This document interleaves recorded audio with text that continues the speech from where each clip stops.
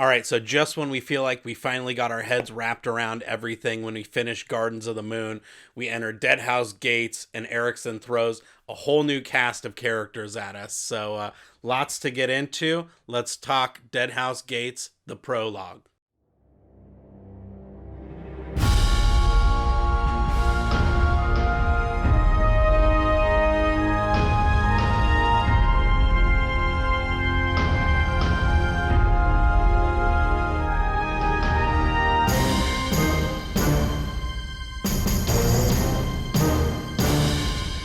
All right, welcome back to another Malazan Book of the Fallen video. I'm pumped to be starting Deadhouse Gates because, especially on this read through, I'm realizing how much I actually love the book. So the way I'm going to do it is chapter by chapter stuff on Sundays. My midweek videos will be for something else. And then in terms of the structure of the videos, I think what we're going to do is try and have like a short summary / hot takes reaction to the chapter itself. And then at the end, I'll give all the people who haven't finished the books yet a warning to jump out, and we'll talk about some speculation and theories and looming questions that hopefully will be fun for those of us who have made it all the way through. So we open up on this priest of Hood. It's the season of rot. And he's covered in flies. They get up in the morning, soak themselves in blood so that flies stick all over them, and then they go through and do this whole big parade to celebrate the end of the season. We're seeing this all happen through the eyes of Felison, and she's remembering how she got to sit this last season of rot out from like behind the walls of her estate, just chilling and doing all the things that like rich nobles do. She kind of gives off this bitchy vibe where, she's like trash talking the beggars and the hungry animals and all these people who are like less fortunate than herself. Just kind of, has that air of nobility about her for sure. But she's obviously had a fall from grace, right? Because her and everybody else are essentially prisoners in this chain gang inside this kind of like stadium. She definitely knows that this like priest of Hood is coming straight for her. But then we actually meet Heboric Light Touch, who, one of the sickest characters of the entire series. But he actually says, girl, he ain't coming for you. He's coming for me. And then he also like clowns her for being so self-centered, for thinking it was all about her. Oh, snap. So Heboric's this kind of one-time priest of Fenner, who's the boar of summer. He's like tattooed head to toe in the likeness of a boar, like with the face and the tusks and, the arms and all of that stuff.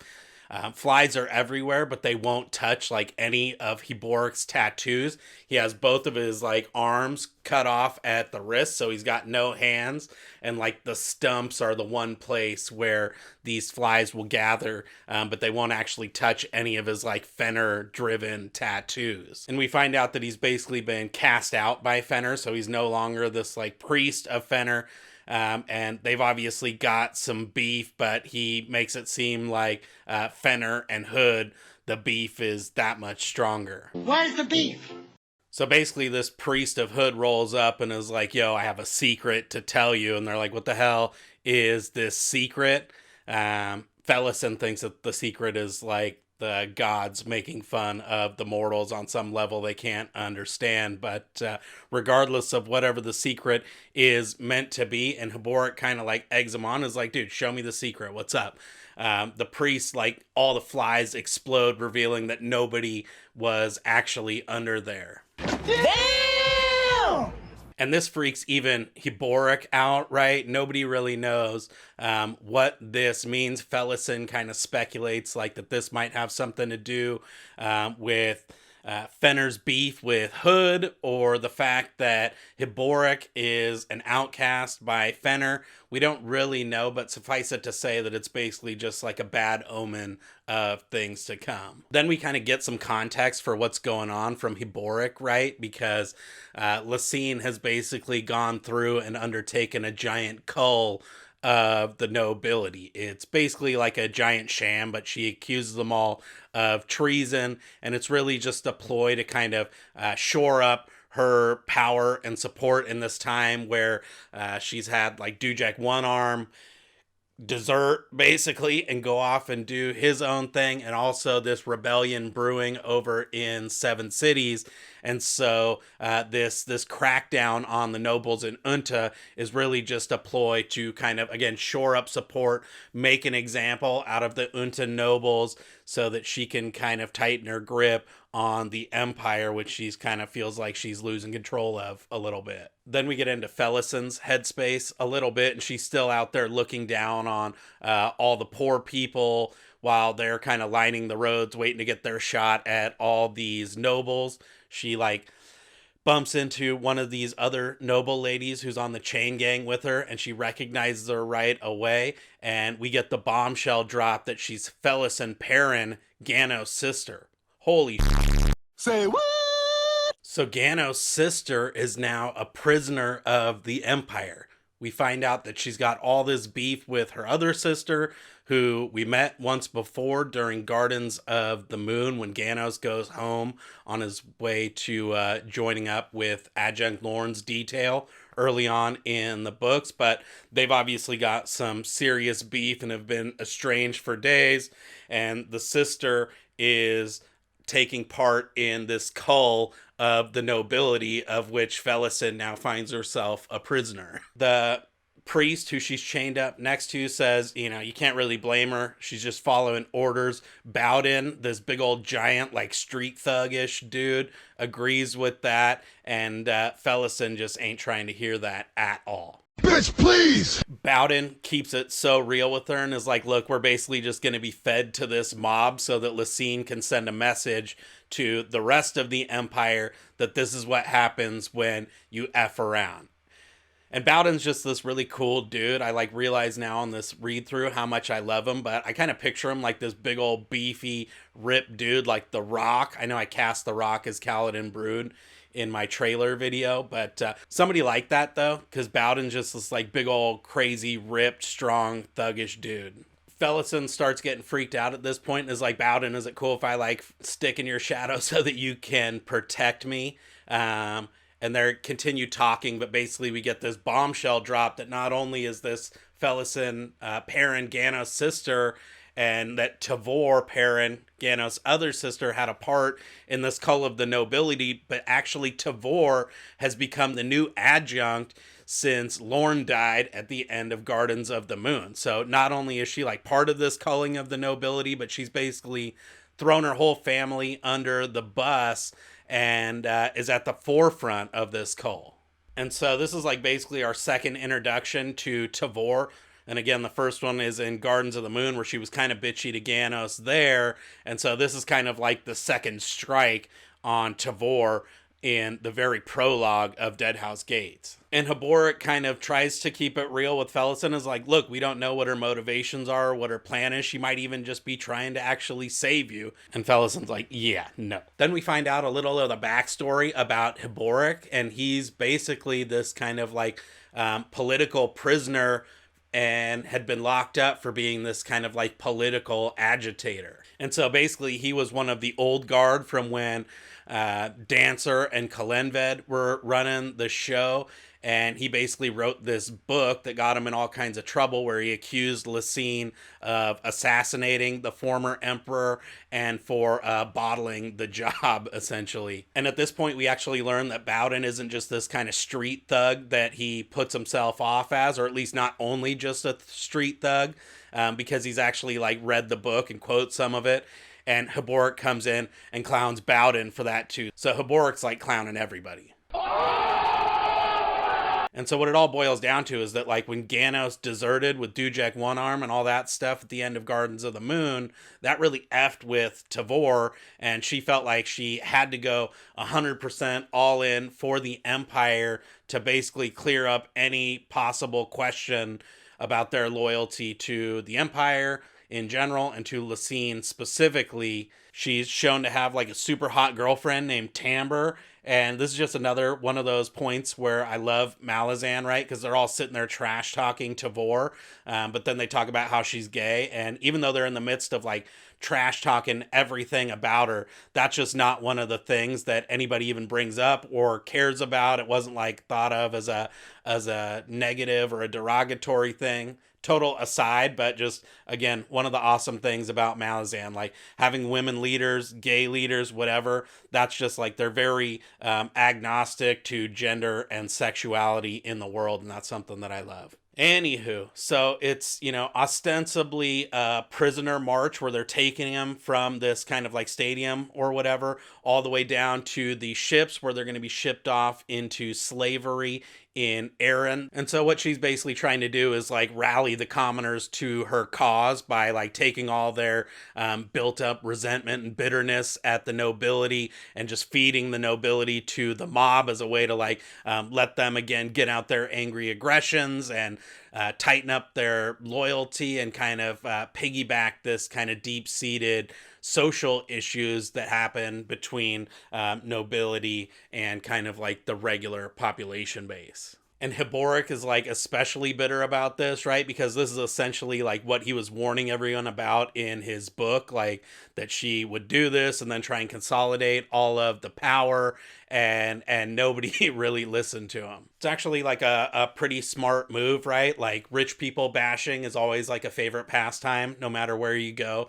in terms of political blood sport, right? But pretty savage and ruthless too. And basically, Felison's like, my sister Tavor is like epic bitch, right? And she is actually physically described as being like very plain and essentially like 100% resting bitch face all the time. But the commoners love her for the opportunity to kind of, again, take their shot on the nobility. Pretty savage. And so with that, they basically kick off this like procession down to the docks, and essentially all hell breaks loose. There's people getting killed. The mob is like going crazy, and people are getting punched in the face, and all this gnarly stuff is happening. And it's pretty like intense, this procession. Heboric tries to like protect Felison a little bit, and he's like wrapping his stumps around her. Bowden is going like absolutely ape, just like crushing people, beating the hell out of people, laughing maniacally the entire time. It is very savage. And then at one point, the guards who are actually like trying to shepherd the prisoners down towards the boats just basically step back and allow the mob like free reign to really go nuts on these prisoners. And that's when things really get gnarly, because Bowden grabs that lady that recognized Felison as Gano's sister and straight up like takes the chains, and viewer discretion advised, but if you read the book, uses the chains to straight up saw off her head, chucks it into the crowd to like appease this giant mob, and like rips her limb from limb essentially. And that like basically saves their life, because even this giant angry mob is like so shocked at how crazy Bowden gets that they're able to like essentially make their way the rest of the way to the docks. And even Heboric and everybody else is like, cannot believe it. They're like, bruh. But ultimately, they make their way to the ships, and they're able to begin their journey to start their life of slavery in Erin. So, what a prologue and an introduction to the book. We got a bunch of new characters, and this is where I will warn the people who haven't done the read-through to jump out, because I want to talk about a couple big questions and just spoilery stuff that is still lingering after going through the prologue. Excuse me. Could you please leave? So yeah, just in terms of thinking about the longer term stuff, man, does Steven Erikson do a great job of presenting Tavor in like the worst possible light. We get her in that like kind of bitchy mode a little bit, or it seems like they have a little bit of beef when Ganos meets with her in Gardens of the Moon. And then we're getting this whole kind of culling of the nobility and selling her own sister into slavery right off the bat in Deadhouse Gates. And so she's coming again right out of the gate with 2 strikes against her. And I think anybody who's only read through this point is like, F Tavor, right? What a bitch.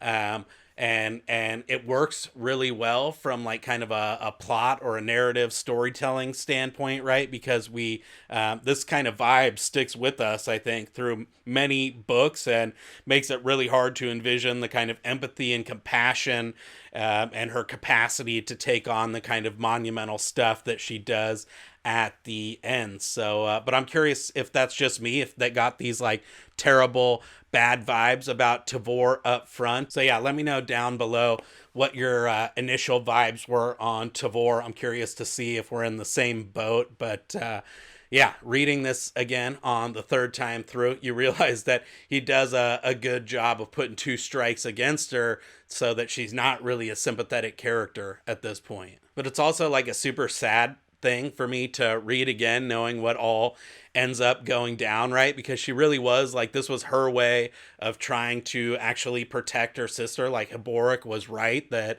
she had this whole big plan to save her sister, and it was never going to be like pain free. There was going to be like some bad stuff that had to happen, but there was an ultimate plan to see her to freedom slash safety, and it just kind of all falls apart. And even when they have their kind of final showdown in the desert, it's just like a depressing thing because everything just kind of went terribly wrong, and they don't even know. And so there's like all this kind of irony built into the moment, and just overall a really sad kind of series or like subplot of the books.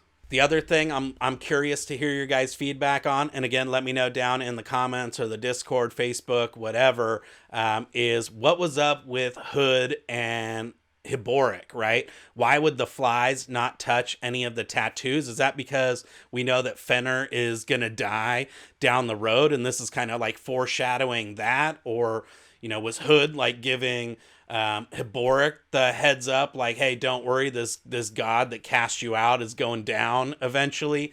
I'm curious to know what your interpretation of this was. Why did Hood himself do it? Was it to again foreshadow that death of Fenner, or was it because he really likes Heboric and he saw, wanted him to know that this god that cast him out was again going to get his in the end soon, or what? So curious to know your thoughts on that. But yeah, I'm super excited to be into Deadhouse Gates and just continue this series.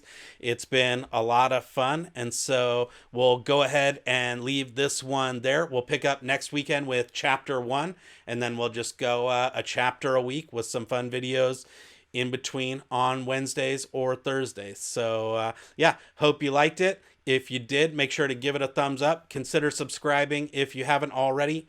Turn on those notifications so that you never miss a video. And yeah, until next time, happy reading.